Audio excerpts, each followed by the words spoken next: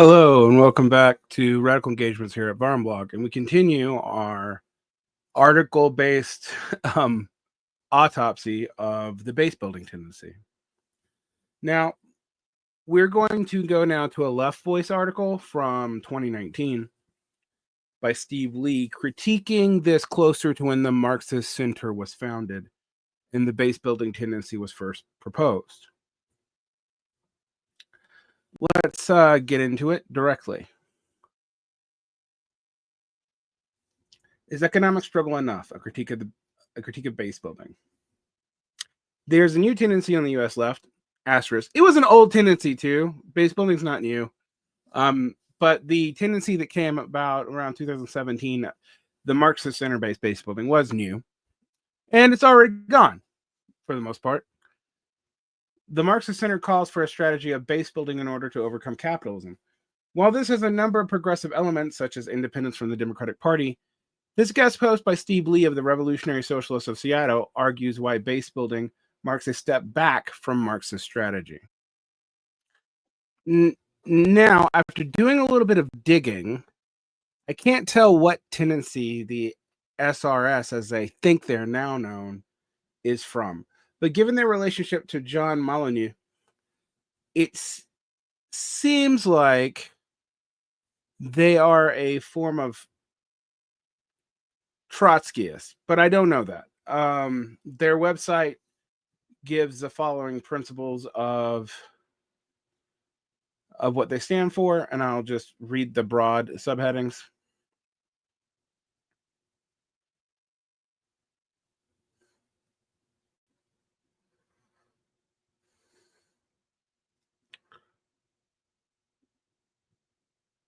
So they're for capitalism, not socialism, workers' power, revolution, internationalism, full equality and liberation, and a revolutionary party, which almost all Marxist sectarian groups are for those things.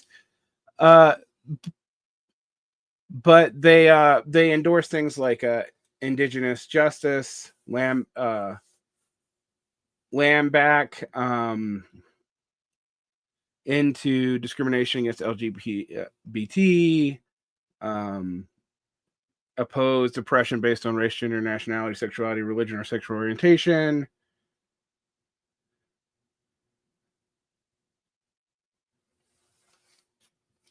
And so on. Pretty standard Marxist stuff. Although today some of these points are more controversial than they were in the teens. But looking at some people that they have engaged with and read, it looks to be a Trotskyist-ish tendency, but I can't tell. All right. So I don't know who Steve Leigh is. I just read this article at the time and remember thinking about it. The Philadelphia Socialists have cohered a new tendency on the U.S. left, known as the Marxist Center, the MC. This is a coalition of local groups that focuses on base building. This essay will take a critical look at the strategy. Base building is very broadly defined by the Marxist Center and includes its organizations of struggle such as tenants unions and workers unions, but also self-help organizations such as food banks and car repair workshops, and even urban gardening and yoga classes. Yeah, so it seems some of the critique from the base builders is they weren't doing stuff in the social milieu. Well, they were supposed to. The MC's emphasis on socialists engaging in struggles for reforms is welcome. They correctly oppose the Democratic Party and attempts to change it from within, aka the DSA, since socialism will only come through revolution. Asterisk, depending on what we mean by that word, on asterisk. Most revolutionary socialist groups agree with the MC on these points, and in fact are already engaged in building organizations of struggle, but usually as front organizations for their parties. It's like 10 to 40 people. I mean, even when there's 5,000 or 6,000 people in a Trotskyist tendency, they often use all their resources just keeping one person in office, if they get one person in office at all. So, yeah.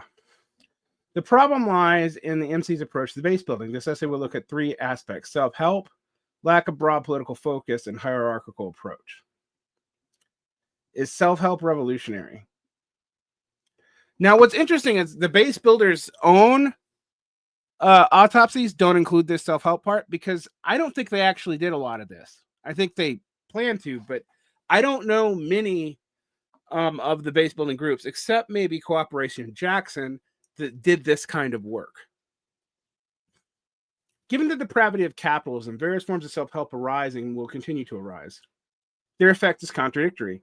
They ameliorate the problems of capitalism without teaching people the way to bring real improvements to their living standards is through class struggle, taking back the wealth the workers have created. It's not just that. Self-help teaches people that under capitalism, human needs can be met by collective cooperation.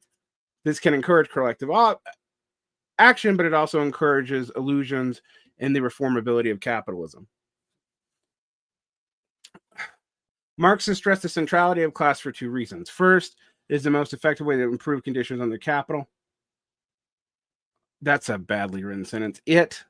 Class struggle is the most effective way to improve conditions under capital of revolution. Class struggle would be, right? But class struggle is ongoing. But it takes resources from the capitalists and gives them to the workers. Class struggle improves conditions for the working class as a whole, rather than redistributing poverty within the class. Class struggle also sets the precedent for further redistribution of capitalist wealth. In abstract principle, I agree with everything said here, but you got to be way more specific. And this is a problem I have with a lot of this revolutionary socialist stuff is they are actually kind of almost deliberately vague on details. Most importantly, it strengthens the confidence of the organization of workers who begin to trust their own strength to resist and overthrow capitalism. Socialist revolution is accumulation of class struggle. Instead of just winning back some of the wealth that capitalists have stolen, workers take it all back and use it to meet the needs of humanity. Self-help is the most effective where it is used specifically to facilitate struggle, such as building a strike funds. This is true of Marxist education, whose aim is to make class struggle more effective. Okay, is self-help here mutual aid? Because this is, or is it yoga classes? This sounds like a critique of mutual aid or a critique of generic self-help, but I'm not even seeing where this refers to anything that the base builders are doing or were doing. As a critique of mutual aid, well, mutual aid and due power is actually part of the Bolshevik strategy in the 19 teens. So I don't know. Class struggle is also itself vague. As I pointed out before, it's used in such a variety of ways, it's hard to know what it actually refers to. Do you mean the class advocating for itself from the government, or advocating for itself in the form of mutual aid, or advocating for itself in form of individuals? Well, the individuals is obviously out because that can't act as a class. So we bracket that one out. They obviously don't mean that, but what do they mean? Class struggle limited to economics. Julian Guerrero described the base building as follows. Base building is about a sustained political organizational engagement with specific community demographic sectors of the working class over certain issues at the site of struggle or discontent. Capitalism reproduces itself in its social relations of workers, news, employer, exploiter, and exploiter at most sites of social life. Okay. But effective class struggle cannot just be about economic questions. Political economic engagement with specific community demographic sector of the working class over certain issues of discontent. Yeah, it's not saying it's just, I'm not even seeing where this says it's just about economic questions. Like, this is not a great reading. Workers and tenants have interests outside of the workplace or home, healthcare, environment, war, democratic rights, etc. Completely agreed. But I don't know that this says that at all. Just as important as these issues are issues of oppression. No working class movement can be successful at defending the interests of the class as a whole if it leaves behind the most oppressed. Unity is necessary to challenge and finally overthrow capitalism must be built by workers confronting all forms of oppression. It would help if we were specific here. I mean, I've noticed that there's a tendency to phrasemonger in Trotskyist texts. And that is to assume that these terms have a clear meaning when they often do not. So you can impose either a party line that you're not stating upon them, or you can impose whatever emotive wishes you wish to throw at them. Now, this is a common political tactic. It's not just Trotskyists to do this rhetoric, but they're particularly adept at it. Let's see if it gets clearer. Revolutionaries try to convince unions and other working class organizations to actively oppose racism, sexism, etc. These are not issues to be put off until after the revolution, or even until we've built up struggles around the immediate economic concerns. Yeah, but how do you not end up tailing Democratic Party talking points or Democratic Party movementism around issues of oppression if you don't have a clear, unique definition of what oppression is? And you don't. You haven't stated it here anyway. You're taking it as too generously obvious, and it isn't. In what is to be done, Lenin wrote, a revolutionary politician must be the tribune of the people who is able to react to every manifestation of tyranny and oppression, no matter where it appears. Sure. The development of working class consciousness requires the workers to respond to every instance of oppression, no matter what class it affects. Now, that's interesting. This applies to socialist organizations today. So, oppression needs to be handled if it affects the rich. Okay, fair enough. But again, you're going to have to define oppression for me to know when it's okay to be class collaborationist or not in that goal. The need to educate and organize workers around oppression is a good example of how the importance of the battle of ideas. Okay, but you have to define the things that educate around them. Winning workers to political viewpoints will help facilitate the working class. Not to do so is to leave important ideological roadblocks in place. Absolutely, but you have to define what the roadblocks are. You can't just invoke them sui generis like this, as if they are obvious. They're not. All you have to do is go on Twitter today and throw any of these battles out, and even people who think we should oppose all oppression don't agree on what they mean. That's why you had Congresses and stuff in the Bolsheviks, etc. This applies to the issues of internationalism. Well, Marx noted the weakness of the English working class was its prejudice against Irish workers. His companion Frederick Engels wrote, "A people who oppress another cannot emancipate itself." I mean, that's.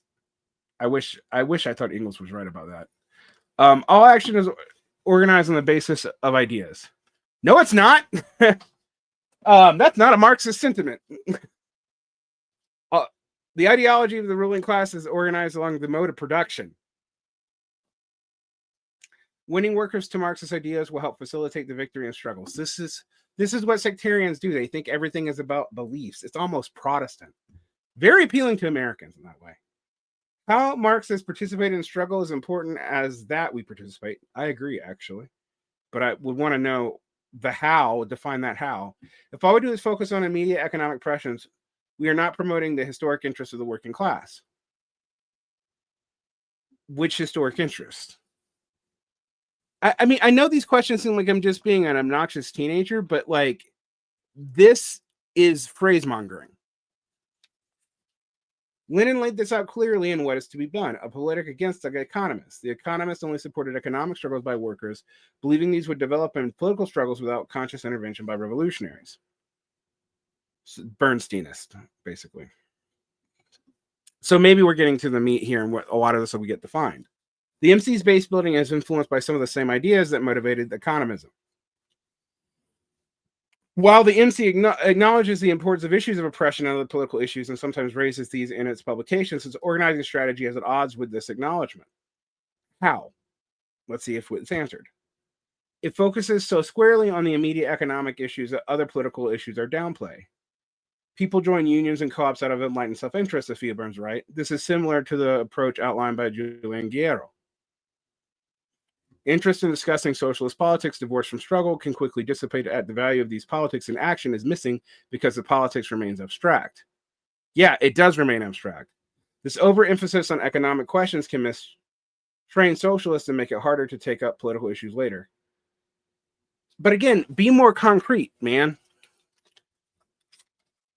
The one thing I will say about revolutionary phrasemongering is this is usually kind of, whether the writer realizes it or not, about shoring up the belief set of the people who are already in this group, not about making it clearer and getting stuff done, despite what people think they're saying.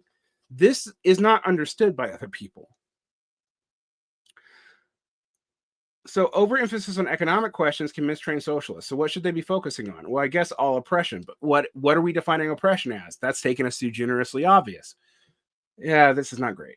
To be fair, Philly socialists have been involved in at least some struggles around the broader political issues. besides winning just case eviction through their work in the Philly Tenants Union. They initiated a coalition against ICE. However, even Philly Socialists have not established a major orientation around broader political issues. Regeneration magazine reflects the MC weakness on this with a few articles about bigger political questions. Well, name the articles about bigger political questions, right? With few articles about big political questions. The underemphasis of general political issues is a weakness. Broad numbers of youth for fighting climate change. The Women's March drew out millions. This is tailism. This is actually liberal movement tailism. It's not even worker tailism, what Lenin was talking about. In 2006, immigrants shut down large sections of the industry in the U.S.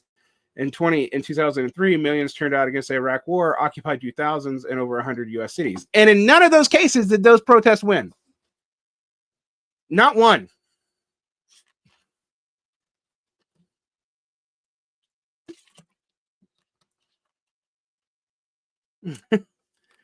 And that is movement tailism, is what it is.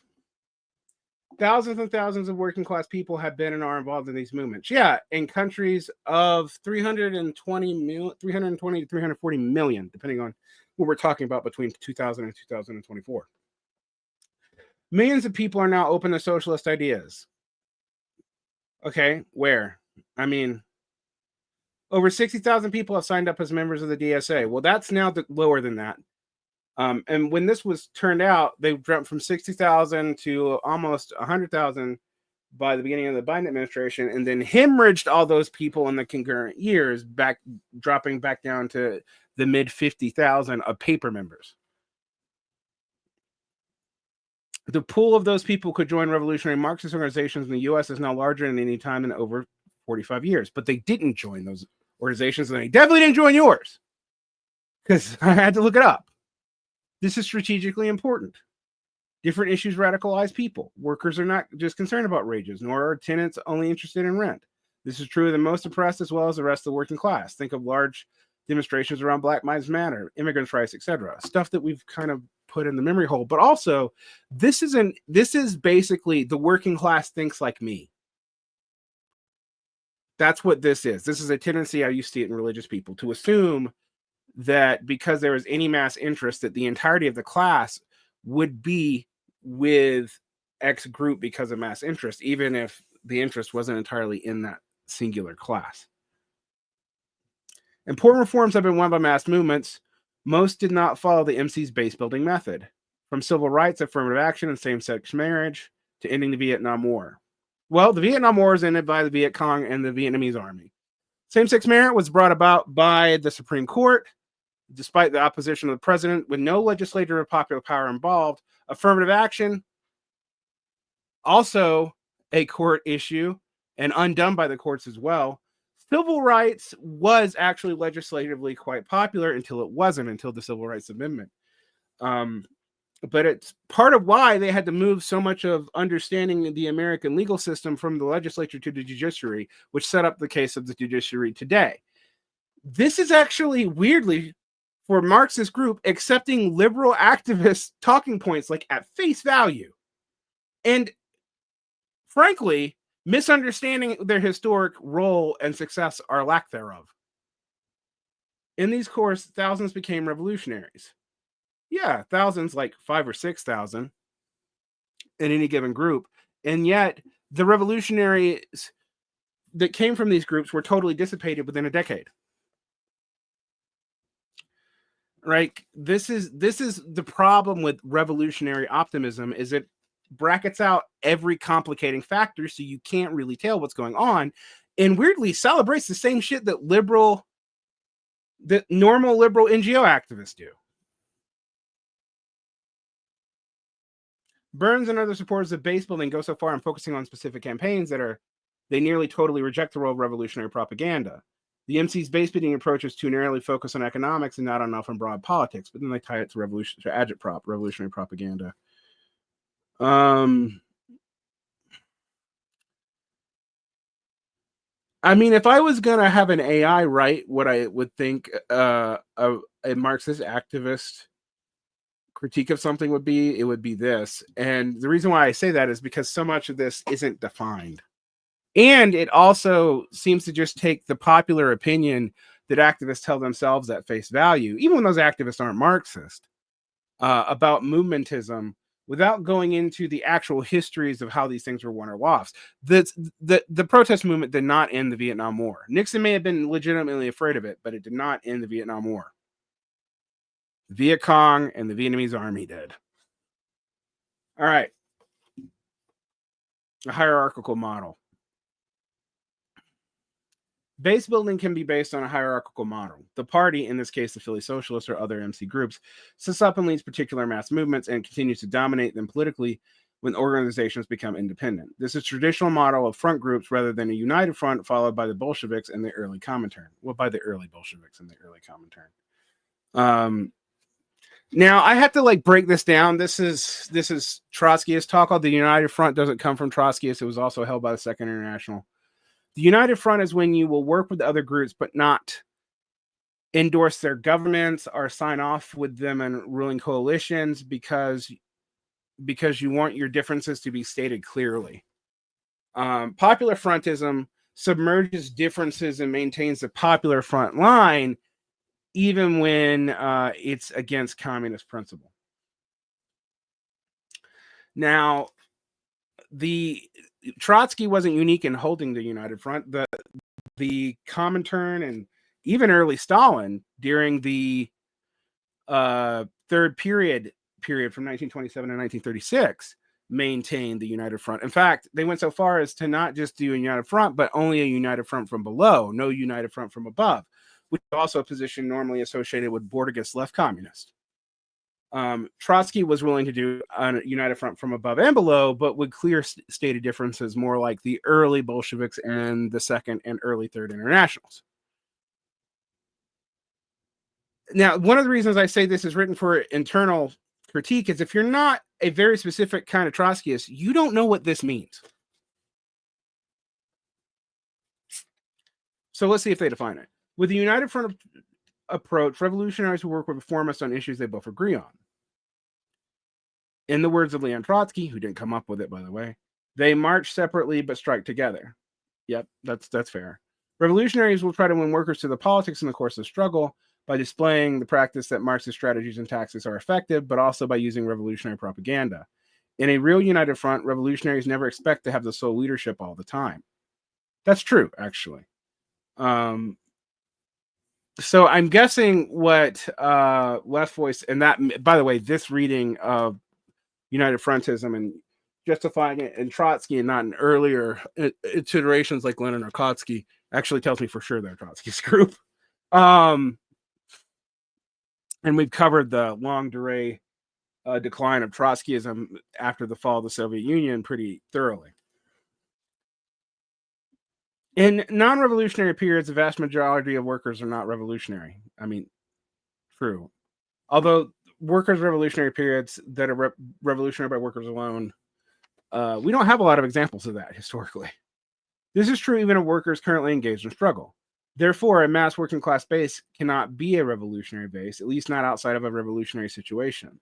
Due to the ups and downs of struggle, united fronts are temporary. That's true too. And actually, that's part of why I actually agree with this about united fronts, but I also think most people don't know what I'm talking about. And the United Front strategy specifically was designed for dealing with things in parliaments. Because part of this was about even if you got elected officials, because remember, communists are not anti-electoralists generally, unless the third period is communist.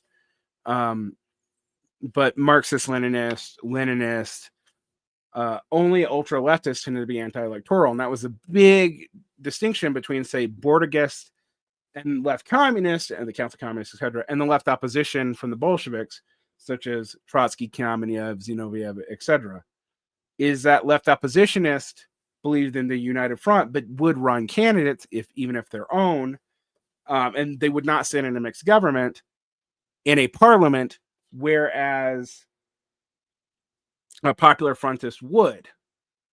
Now, I've gone over Marx's opinion about socialists sitting in bourgeois governments. He thought they should only be oppositional in their electoralism. That's actually very explicitly clear from his letters. But that's not the way things have traditionally gone out in terms of where the parties go. Unity and action between revolutionaries and reformists cannot last over long periods, given reformists inevitably betray struggles. I mean, true enough. Or, to be honest, we ask more than reformists can give too. So that's why they're betraying. It's not even bad faith. Workers are radicalizing. Millions are becoming socialist. I would like proof of that. I mean, millions of people are no longer afraid of socialists, but those polls done by the Pew didn't ask people their social class when they asked them. The point is to win as many socialists as possible to Marxism and to organize them. To do what exactly? We do not yet have a revolutionary socialist vanguard party, i.e., a relevant section of the class convinced of Marxist strategy and committed to leading millions. I will give these group of trots their due. They understand vanguard as the advanced sections of the working class to mean the working class is in charge, not it coming from outside the working class. Our aim should be to contribute to the formation of the cadre of the future party. Of course, we can best do this by forming socialist organizations that can intervene in struggles as well as engage in propaganda. You guys have such a history of success at doing that outside of the Bolsheviks, outside of World War I, as the context for that.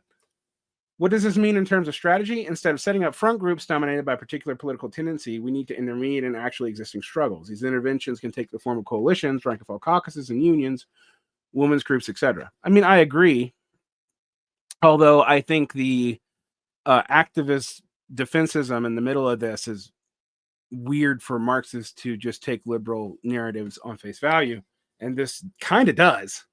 Our goal should not be to set up and dominate front groups that are only engaged in economic struggle. Well, that's not really what they said. Instead, we should build a broad front of struggle that includes people with different political views. We should struggle alongside them and only win political leadership to the extent that we win people politically, not through bureaucratic dominance. This is something that Bordegists and Trotskyists agree on, although Trotskyists are Democratic and Bordegists aren't. They both actually do agree that bureaucratic dominance and shenanigans, of which both were subjected to in the 1920s, is not a great look. Conclusion: the MC's opposition to the Democratic Party is welcome, as its insistence on the need for revolution. Its emphasis that Marxists need to be involved in organizing and not just propaganda is also important. However, its adherence to a particular form of base building, almost exclusively oriented on immediate economic questions, to the exclusion of propaganda and engagement with broader political issues, is a weakness. Yeah, but is your propaganda just tailing liberal movementism? That's the question. I agree. But all forms of oppression and this, that, and the other, if you define what those terms are, but you kind of leave them vague, because if you define them very strictly, then you can't actually agree that they have the same goal as liberal versions of the same thing. Anyway, the base building strategy is no replacement for the strategy of organizing the most politically conscious workers in the Socialist Vanguard Party, which, in a revolutionary situation, can lead to the working class struggle for power, says Trotskyists who have never succeeded in a revolution anywhere on the planet. Although they were proto-Trotskyist and people who got condemned as Trotskyists who were pretty successful in the Italian and Chinese Revolution, but ultimately were throttled. And for me, a lot of this I agree with in abstract, but it's so abstract I don't know that I actually agree with it. And I'm not sure that it's actually critiquing what the base builders believed. We'll try one more Trotskyist critique of the base builders. One that I'm more familiar with, the IMT / Revolutionary Communist International, which is what is now called the Grantite Trots,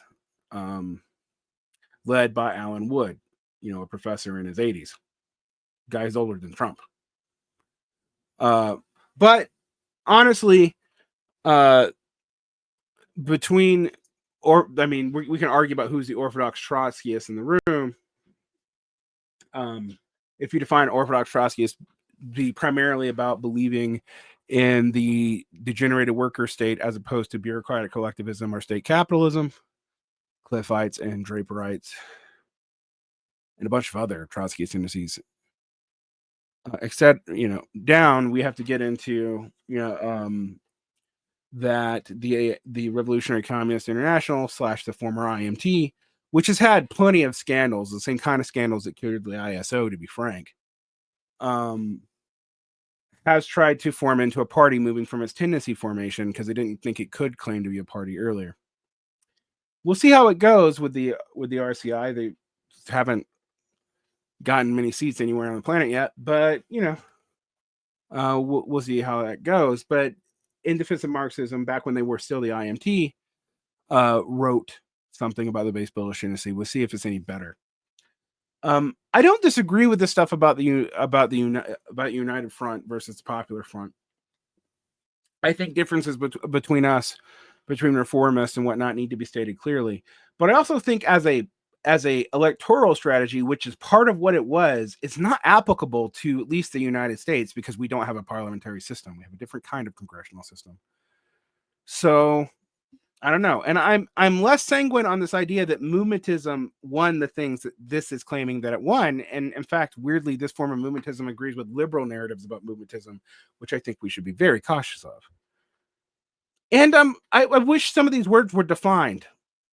Frankly, sometimes they're defined. Sometimes Leigh seems to know he's not talking to a group of people who already agree with Trotskyist sentiments, but not always. And stuff like universal oppression, regardless of class origins, cool, but you need to define oppression in a way that it's clear and not just able to tail liberal movementism. All right. I'm not sure that really helped us understand the failure of the base building tendency. I also wasn't sure that self-help and mutual aid. I mean, mutual aid's a weird rendering of self-help. All right, take care. Protect your peace. Like and subscribe. Hit the bell, and we have more behind the Patreon.